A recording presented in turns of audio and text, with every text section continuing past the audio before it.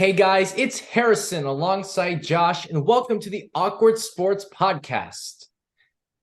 We usually talk the major four sports here, but we got some news that's way too big, and we got to get into some soccer right now. Messi to Miami. Not 100% official yet, but it's pretty much happening. Every source is saying it's a done deal, so here we are to talk about it.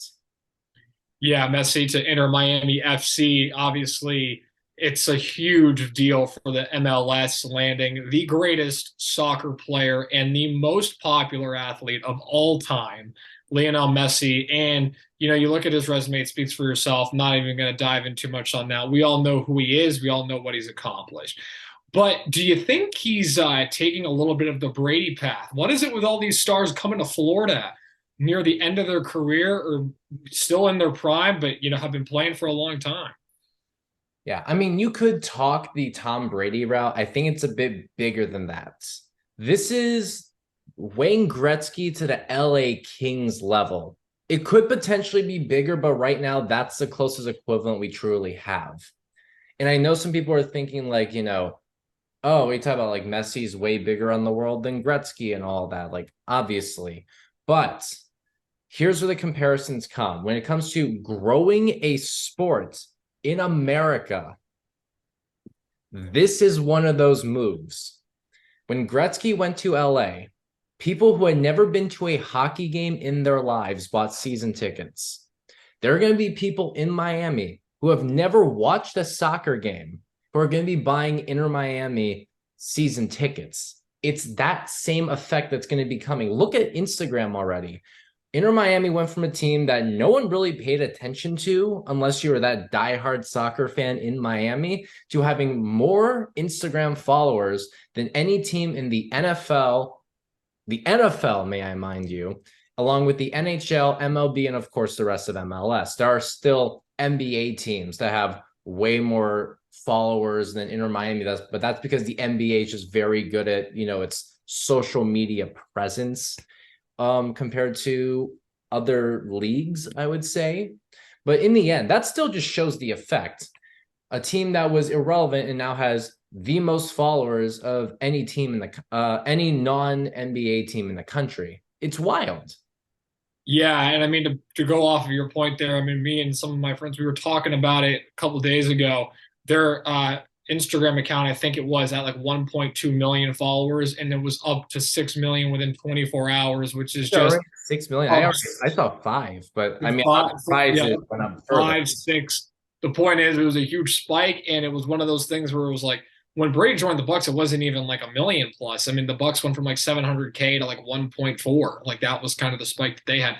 Inter Miami like more than tripled what they had, and or almost tripled what they had, and just speaks to how popular he is and how popular the sport is globally.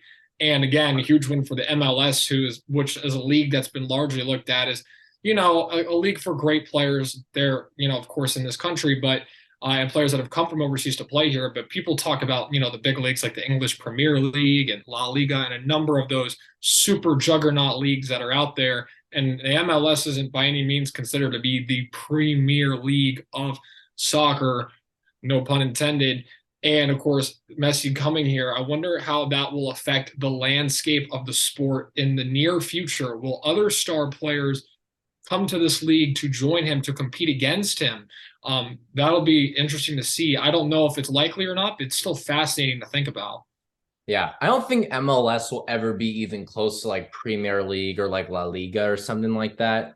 It's the exception to the norm where, in all the other leagues, like if you want to be at the top of the baseball world or the hockey world or the basketball world, you come to the United States or I guess North America if you're in hockey or baseball and you want to play for Toronto or Montreal and one of those cities. But it could give it a chance to be at least another option. Like, for example, if you're Messi, you get to live in Miami now.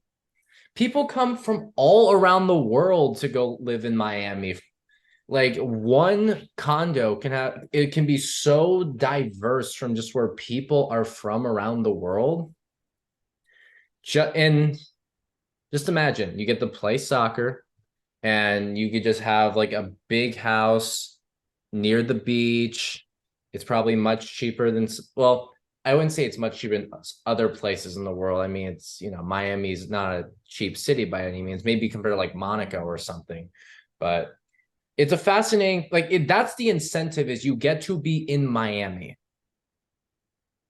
Absolutely. And I mean, now that it looks like it's a done deal and he's going to be headed there, where do you think Inter Miami FC, as far as obviously, the attendance is going to be ridiculous. Is that the number one sports team in South Florida right now?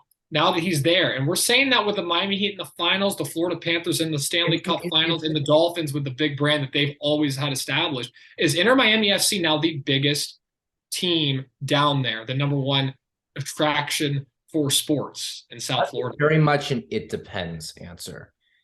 Obviously, around the world, the answer is yes.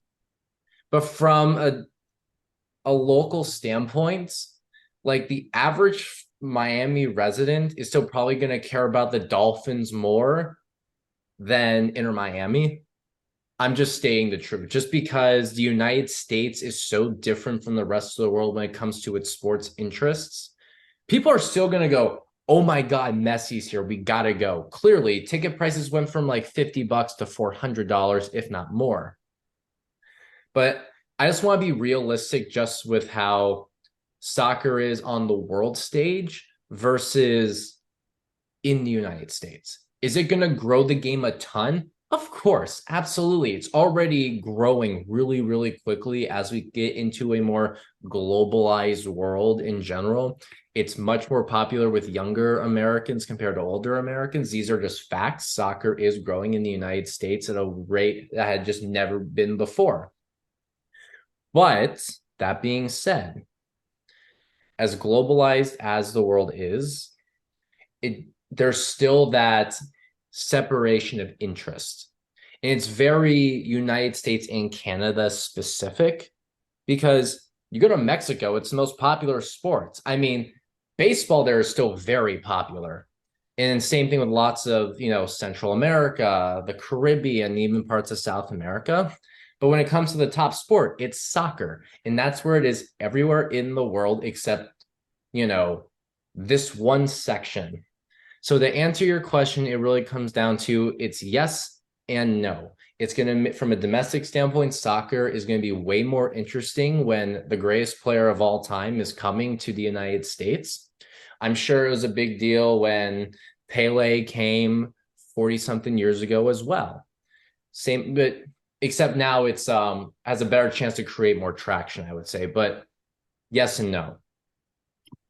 Yeah, I mean, I think you make great points too. And I mean, yeah, the local Miami residents are always gonna, the teams that they have are the teams that they have, whether it is the Dolphins first or the Heat first. And but also, yeah, when you get a player like Messi at Inter Miami FC, you're gonna get a whole new following, fans that have just been following him, that are just Messi fans that have just followed him from team to team. And it's almost like that fan base just explodes from one player. You've seen it with a number of athletes, not to the same scale, but obviously when Tampa added Brady, they had a number of Patriot fans on the bandwagon for the short time. And of course, when LeBron went to Miami, you had a number of fans that were LeBron fans that followed him down there. And it's definitely going to be fascinating. And the next World Cup's in the United States. Yes, and that's around the time Messi's contract would end. So he's already in the United States when, and for the record, it's technically the North American continent hosts the World Cup, because there's going to be venues in Canada and Mexico that are also hosting games. Vast majority in the United States, but it's not quite what was, I believe, it was 1994 was when the World Cup was in the United States. So, yeah, perfect timing. He will already be here. Argentina, the national team arrives. He's ready to go. And just some other notes. Messi could be making his debut in late July, so less than 2 months from now. At the day of this recording, it is June 9th. So maybe about 7 weeks from now, it could be as early as when the MLS All-Star game is happening, which is about July 19th. And it's when the All-Stars take on Arsenal of the Premier League. but it doesn't mean it's going to come by then. It could be still in August. There's still a lot to figure out. Paperwork. There's always visas to figure out. Just because you're an athlete doesn't mean you just get to show up and play. So once they get everything sorted out, that's when Messi is going to show up. But I'm sure when you're at that big of a name, that big of a brand, I can't imagine getting the green light to play and get the legal you're granted legal work in the United States should be that hard. Right. Yeah. I mean, and yeah, it'll be fascinating to see. Obviously, July coming up very soon. That first game is going to be bonkers. Um, obviously in Jacksonville, they have the Florida Georgia game. They always have to add seats for that. But like you look at down there, it's going to be very crazy. I'm very curious to see how they're going to be how many seats they're going to be able to get in that stadium to get people to watch and play because there's just no limit to the demand that's coming for Inter Miami FC. I think the reality is that it's an 18,000 seater, and that's just how it is. I've heard there's proposals to have like $1 billion complex that will feature a bigger stadium, but that's not for a while. That I don't think Messi would even have the chance to play there. Stadiums take time to build. If they are smart, I think they will try to play some games at the Hard Rock Stadium in Miami, where the Dolphins currently play. You got it. It's 60,000 people. NFL football field, if you take away the lines and you redraw them, they should be able to fit a soccer pitch. And the thing too is I'm pretty sure soccer pitches don't even have exact dimensions anyway. They tend to vary in size like a baseball field. That's what I've been told. I could be wrong, but if that's the case, it should be pretty easy to convert the Hard Rock into a venue where way more people can come, even if it's just for a couple of the games. Like maybe maybe if Orlando City comes to town, you can do it bigger because then it's like introduce Messi to a potential in-state rival and all that. It would be cool. And right now, it could really also, we're talking about just attendance. Let's talk about just the product on the field. Inter Miami right now is towards the bottom of the MLS standings. You get a guy like Messi, that can change overnight. I'm not saying I mean, that's definitely something. I mean, that's definitely something, you factor in. Obviously, with soccer, 10 or 11 aside, you add a player, how much is that going to affect the win-loss? It's definitely going to affect the attendance. I'll be very curious, to see how, he as a solo act affects a team's win-loss record. Obviously, him being part of a new team, a locker room, he's going to be, most of the players that he's playing with had looked up to him when they were kids. So it's it'll be interesting to see how those players react, as him being as a teammate is more so than just like a hero that they looked up to. Well, I mean, if you grew up playing soccer, and remember, a lot of MLS players are from around the world. It's not, everyone's just born in the United States. And for the record, it doesn't mean Americans who like soccer didn't look up to Messi as well. But a lot of these players came from countries where soccer is everything. The biggest players on the planet are everything. So the second he walks into that locker room, of course, there's going to be a lot of wide-eyed people who are like, oh my God, the GOAT. And sorry, Ronaldo fans, but Messi pretty much is the GOAT. You're going to be thinking, he is in the same room as me. He's going to learn my name. I'm going to be passing the ball to him. He passes it to me. Maybe, take a shot on net. I know it's not soccer talk right there, but point does not matter there. There's going to be a lot of players who are just absolutely in awe they get to play with Messi, and they should be. I'm sure there's a lot of people on the Bucks and a lot of guys on the LA Kings in the 90s who are like, I get to play with Tom Brady. I get to play with Wayne Gretzky. Oh my God. These guys who grew up watching hockey in the 80s or football in the 2000s and the 2010s. Remember, Brady was around a long time and so was Gretzky. So it's going to be true. It's going to be very real. I don't think they're going to let it affect their performance. Honestly, if it does, it could encourage you to play better because you want to look good in front of one of the greatest soccer players to ever live. Absolutely. And these are all great points. And obviously, points that nobody can debate with is Messi is an all-time great. And speaking of all-time great, let's talk about Oklahoma's season and then how Yes. they've redefined what it Softball. means to Yeah, be yeah. great. Softball, Oklahoma softball, and what it means, and how they've redefined what greatness is in sports. I mean, one loss on the season by one run to Baylor, And like they very played early on in 62 games. February. They played 62 games. You have to emphasize how many games they played. They could have gone 2-1. But Game. no, they went 61-1. Wow. It is obviously you look at win streaks, you look at some of the all-time great accomplishments in sports, and if you go down to the high school level, you see some ridiculous ones. Like there was a gymnastics one that's was at like 700 in a row, and there was St. Thomas Aquinas who rattled off over 100 football wins, something around like 114. You got to fact check me on that in a row. But when you get to those upper levels, college sports, professional sports, I mean, when the Miami Heat won 26 in a row in the LeBron era, it was a huge deal because they were chasing the Lakers 33 games win streak, and win streaks like that just don't happen. And the fact that they had a massive win streak coming into the season. They had won the national championship last year, Oklahoma softball. To come in and not only to defend that title, but to only lose one game is absolutely unheard of. And I mean, it almost just kind of bothers me that they have that one loss because I just to be glued to that TV, like what if they were going for perfection? Like the fact that it was one loss by one run, like I kind of want to go back and watch like the end of that game, like how that ended up unfolding to see how close they truly were at perfection. I mean, in the end, you can't get much closer to missing perfection than losing by one run. That is, by definition, the closest you can get to winning, not losing. Right. Even then, I don't think that loss takes anything away from it. Like, No. I think perfection, like the truth is, the fact that they only lost one game already broke the logic of bat and ball sports. It does. Think of any other situation where it's just like you casually lose only one out of 62. In Major League Baseball, that will never happen. Never. In a 60-game season in COVID, everyone's like, oh, wow. Let's see, what was the World Series matchup? The Rays went 40-20, and the Dodgers were 41-19 or 42-18.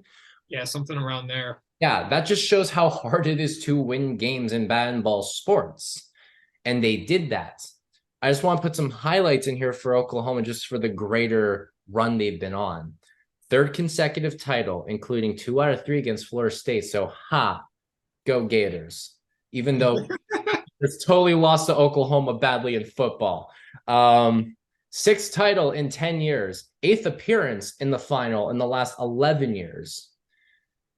They've won their conference every year going back to 2012. They did this without Jocelyn Alo, who is the Babe Ruth of softball, hands down. Just want to chat quickly about head coach Patty Gasso. Is she the best softball coach of all time? She's fourth in wins, second all time in winning percentage, has, I believe, 15 conference titles, 7 College World Series titles. The only competition there really is Mike Candrea from Arizona, who has one more title, I believe fewer conference titles, and a higher winning percentage. And anyone who is ahead of Patty right now is done. So it is wide open to go take all the top spots. This is the best run in softball history, and I think she needs to be recognized as the greatest head coach in the history of the game. Well, I mean, if she's not, she's going to be in a very, very soon. I mean, do you see any sign of them slowing down even next year, the year after that? I don't think so. Are they going to lose only one game next season? Probably not. They'll probably lose maybe like 5 or 6, and that's still an incredible record. Yeah. And they'll probably go win it again next year. So if she's not now, which I probably would be in the camp that she is, given the numbers and how close she is with some of the other all-time greats, and the fact that she's still going, and the fact that she completely redefined that program and brought that program out of nothing and just completely has taken over the sport. So and another thing, just in the era of social media and how that sport's growing as well, more and more people are watching, and a lot of more people are watching because of what they're doing, because of a season like that. That puts eyes onto the screen. The fact that they had one loss, even if you're just a sports fan that follows other sports, you know that with 62 games, it doesn't matter if it's a bat and ball sport, if it's any sport that's got 82 or 60 plus games. Basketball, you're not Yeah. winning 61 out of 62. You're not winning 61 out of 62 in hockey. It's just not happening. So the fact that she was able to do that, and the fact that they're going to be going into next season with again another win streak to maintain. It'll be interesting to see how long this one goes. So they'll be must see TV once again next year, and I don't see any sign of them slowing down. No, I mean, when you're on this kind of run, everyone wants to play for you. As long as they have the head coach they have, everyone's going to keep coming because they know they are going to have the best chance at winning a national title. It's, I guess, a good equivalent is like the Bama effect currently in football, or maybe the UCLA effect back in the 70s. Just that mindset of if you go, like, if you build it, they will come. And Oklahoma built the program in softball, and it will not stop. You will get the best of the best every year. And even if they lose 10, 12 games, they are so accustomed to playoff time, tournament time. They are more prepared than anyone else. It does not matter. It So, doesn't matter at all. And I think that it's just one of those things where, again, like you said, a lot of players are going to want to play for them. And another thing, you always look at the teams that they faced and the teams that they beat, and at the end of all these games, you see like the look of dejection on these teams' face. And I'm just looking at these teams that have lost to this team, and I'm thinking to myself, like, even you're Florida State, there's nothing to hang your hat about. Like, you lost to Oklahoma, so did everybody else. So it's not like yeah, even you the did team that beat them something also still wrong. lost to them.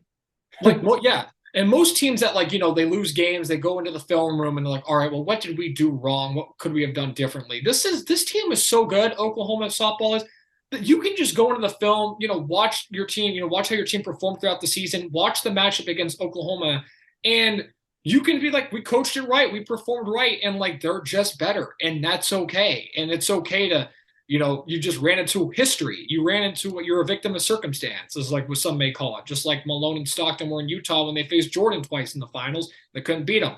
It's just one of those things where it's like you just were facing a better opponent. And that's not to reflect on anything you did wrong. They're just incredibly unexplainably good. No, it's just you were at college age at the wrong time. It could be that it could be Oklahoma's dynasty ends next year. But if you're a senior this year, oh well, just because it does not matter how, like you said, it does not matter how good you are. Some teams are just better than you. And even if you made a game out of it, or if you didn't get completely torn to shreds, you should just tell yourself, it could have been worse. You hung in there with the best team of all time. I mean, it's the best softball Yeah, team in this is the college best sport. softball team ever. Yeah, it's the best softball team ever. And I'd make the argument that it's probably the greatest college team ever in any sport. I And can with get one behind loss like that, it's unheard of. You just don't see it happen. I know UCLA basketball had seasons where they were perfect, but that was like 30 games, not 62. And if you doubled their season, they're getting more than one loss. It's just happening. No, I would agree. This team has a very strong case to have been the greatest college sports team of all time. Ever. And the truth is, I can't say that's wrong. I would I'm sure there's other teams that you could say are the best, and I still can't disagree with you either, whether it's in college baseball or football or Sure. gymnastics or volleyball, track. But if someone came to me now and just told me this is it, well, besides us who have already said it, if there was a NCAA list right now, like the official league put out a list and they put this team at number one, I'd say, yeah, that's correct. I can't, how could I say that's wrong? Yeah, So, you can't debate it. Yeah, I so agree. all respect. Give all the respect in the world to Oklahoma softball. And on that note, that will do it for this episode of the Awkward Sports Podcast. I'm Harrison. That's Josh. Messi to Miami. Oklahoma softball is just that amazing. We will be back for the next episode soon. What will we be talking about? Really, who knows? I mean, we didn't know Messi until a couple of days ago was going to come to Miami, and here we are. But until then, we love you all, and we'll see you next time.